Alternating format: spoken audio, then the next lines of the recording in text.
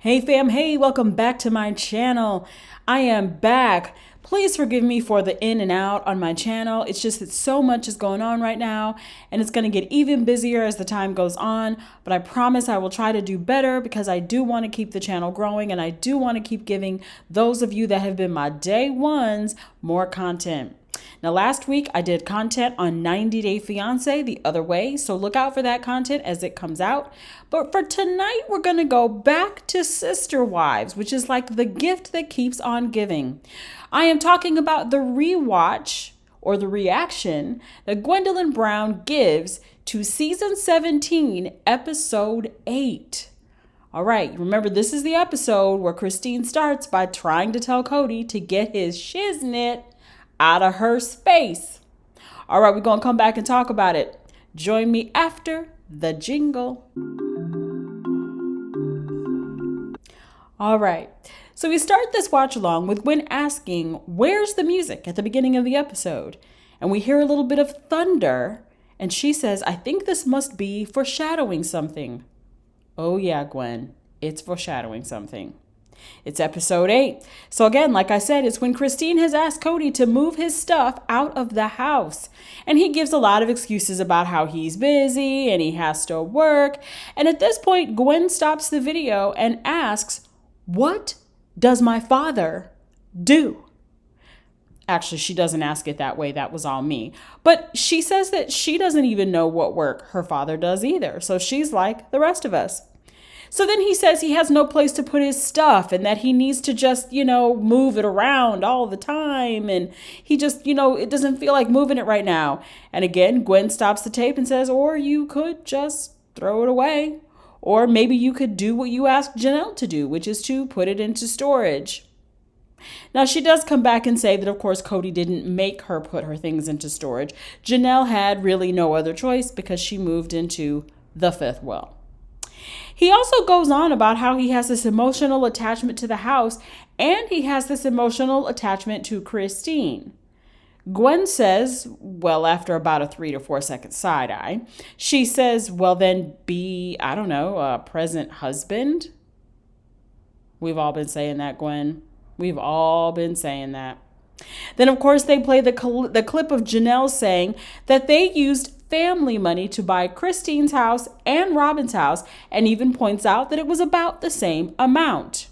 And of course, Gwen stops and thinks about this, and she thinks back to last week when Kody said that they used he and Robin's money.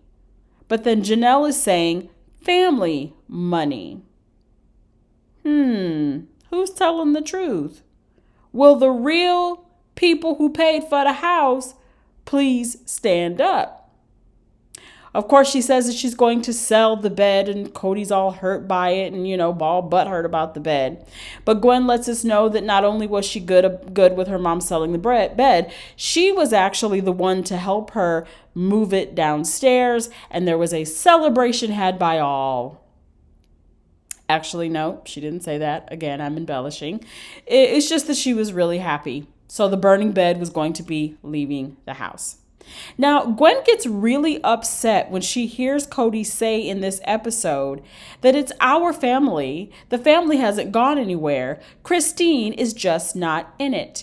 She stops that tape and she reminds people that just because two people get a divorce does not mean that they are not a part of a family. And she is very upset to hear that he thinks that Christine is not a part of the family. Yes, she is a part of the family. You've just gotten divorced. She is still here. We are still here. We are still family. Stop trying to cut her out. Then she hears Mary saying that Kody didn't really care much to fight for either Christine or herself. And Gwen agrees. And she goes, that's exactly how I feel. He didn't really care. She says that, Mary gave up. Mary says that Kody gave up on them. And then Gwen says that she thought the entire time that Kody was working on his relationship with Mary. And she realizes in the moment of rewatching this that he was doing nothing. Wow. And it almost seemed to make Gwen feel a little bit more for Mary. in that very moment, I think she realized, yeah, my dad is kind of a douche. And he's been thinking or acting like he was going to be working on things with Mary, but he hasn't been doing a thing. That's a hard thing, I think, to see play out on television, especially when you had a different opinion or different view of what you thought your dad was doing. The Supreme shows up on camera and she says that she's watching them destroy her family. Now, I have given Robin a lot of names in the time that I have been doing these YouTube videos. I've given her Sass Ass. Of course, a lot of people have given her Sobbin. But this time I gave her the Supreme because I've also referred to her at some point as being the head of the coven. If you watched any of the American Horror Story, you know that there was an episode called Coven. There was episodes called Coven, and in one of the episodes, they were trying to find the Supreme Witch. Anywho, she says that she's watching them destroy the family and what she wanted. And Gwen points out again that it's not destroyed. It can still be a family. You can still be happy. She even reveals that some of the kids are rekindling old relationships. Now, I'm sure she's not rekindling a relationship with Peyton, but maybe that will come. We can only hope that that comes to an end and they are able to be brother and sister again and get past whatever it is that has happened. It may not be today or tomorrow, but we gonna keep hope alive. She also gives Robin the benefit of the doubt and says that she doesn't believe Robin intended that anything is where it is. She didn't want anything to become what it is. Of course, Kody comes back on the screen and pouts that no one got his side of the story, except for Robin and Mary and maybe Janelle. And like the rest of us, Gwen points out, and the rest of the world. They got your side of the story. I tell you, I am really liking Gwen more and more. I've always kind of really liked her point of view since she started posting these in her Patreon and then on her YouTube channel. And I'm really just starting to like how she sees things and how she's able to take it in, but also be diplomatic. It's also something that's a little frustrating to watch. And I have to say that my girl Sarah over on Reality TV Squad points this out as well, that even though Gwen gives her honest opinion, she also seems to find a way to be very diplomatic in her responses, almost as if she's still holding out hope for her and her dad to have that really close relationship. So I'm not going to say anything to really rock the boat. And I don't blame her. If I had a family member that I really wished I could come back into a familiar relationship with and we could have a good time together, I might refrain from saying some things also because it is still my family, of course. Gwen points out that Kody would almost force his way back into Christine's house, but did not do the same for Mary. And it's right after they show in the clip that Gwen is watching Mary sweeping her driveway alone, Mary being alone in the house during sort of the catfish time of her life. But yeah, he never really went in and tried to force his way back in. He just sort of let the catfish happen, and that was it. Once Mary asked him to stop staying, he just never came back, And she actually gives Mary props for being the person to start the family, calls her the George Washington of the family. I thought that was cute. So, even though he felt like I never loved Christine, I was never really attracted, I'm going to call bull swanky on all of that. I know we've called bull swanky before, but I'm going to really call it out because if you're on TV saying that you have this attachment to her, you don't get attached to something and not love it at least a little bit. There can be no attachment without some sort of good, loving feeling, right? So again, we call bull swanky on that. We do get to revisit Christine selling the bed and hoping to find love again at 49. And Gwen says what we know now is that she has found love again. She is 50, she is dating, and she's seeing somebody who is seemingly filling her love tank. I cannot wait to hear more. I'm excited to hear and see, about this man and see who he is. The one thing that I do honestly hope, though, is that it's not just that he is better than Kody. So in her mind, he is that much better. Because some of us women, have a tendency to do that. We think, oh, this person is doing exactly what I need right now, or doing more than what I got from the last person. So he is seeming to be so much better than the last person, right?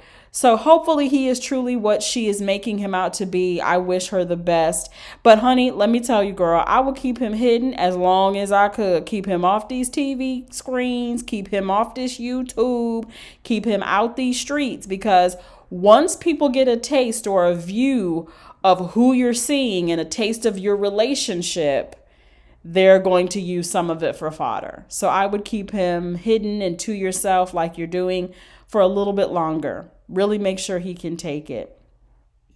We come up to the part where we see Isabel packing and leaving, and the watch along basically comes to an end. Gwen says it's over. She does acknowledge, though, that it must have been hard for Isabel to get in the car, drive away, to go to North Carolina, and not know when she was going to see her dad again.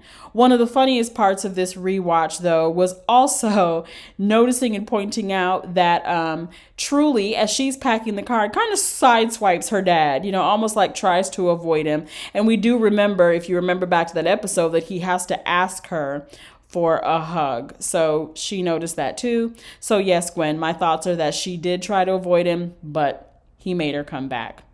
So then she goes on to the top 10 questions. But before she does, she actually says that, she really thinks that they just kind of focused on the divorce. They talked more about it, of course, and that she's still okay. She's still dealing, well with what's going on. She does worry about Janelle in the RV because it seems to get worse and worse with every episode. She doesn't know what we know about what ends up happening, but she does point out that concern. So in the top 10 questions, someone asks, does Kody visit the kids who are out of town? And she says it basically depends on who he visits, because he visits those that he favors. He does not visit Maddie. And that is actually someone that I was wondering, do you go visit Maddie and her children? And he absolutely does not, according to Gwen. And then she says, someone asks, what is your first memory of being filmed? And she said that it was being woken up for school or something, and she saw a light in her face. And as her eyes adjusted to the light, she realized that there was a camera and she was being filmed. She does talk about how much she loved the producers, how they would swing on their arms and the guys would get tired. But she seemed to enjoy it fine.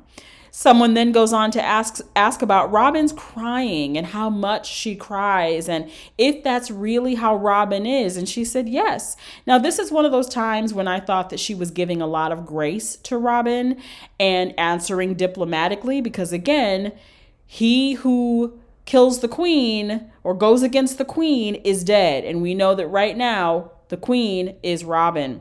So she says this of her. She says, I think that Robin is just really comfortable sharing her emotions. Right. Okay. So basically, Gwen does not see it the way the rest of us see it, which is as a manipulation tactic. And I'm sticking to that story.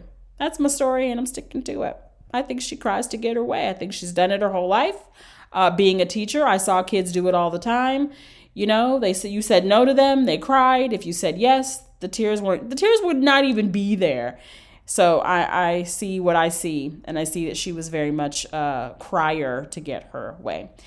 Someone then asks about her family and MLMs, and she feels that her family is successful at MLMs because they are already successful because of their TV fame.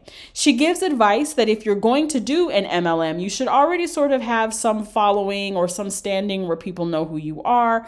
Otherwise, it's a really hard thing to get into. I knew people who tried to do MLMs. I think that even family members have tried to do MLMs, and it's true. Unless you have a following, or unless you're the only person maybe in that area who is selling that product or pushing whatever it is, you're probably going to be competing against a lot of other people trying to do the same thing. And it could be very hard without being someone who has a name already established and people know who you are. Someone asks if Robin and Mary were still close. This was actually a pretty cool question, because her answer was actually shocking and not shocking. She says, of course, that they were for a while. Of course, this is the episode where Robin asks her to hang on with her, and obviously she does not.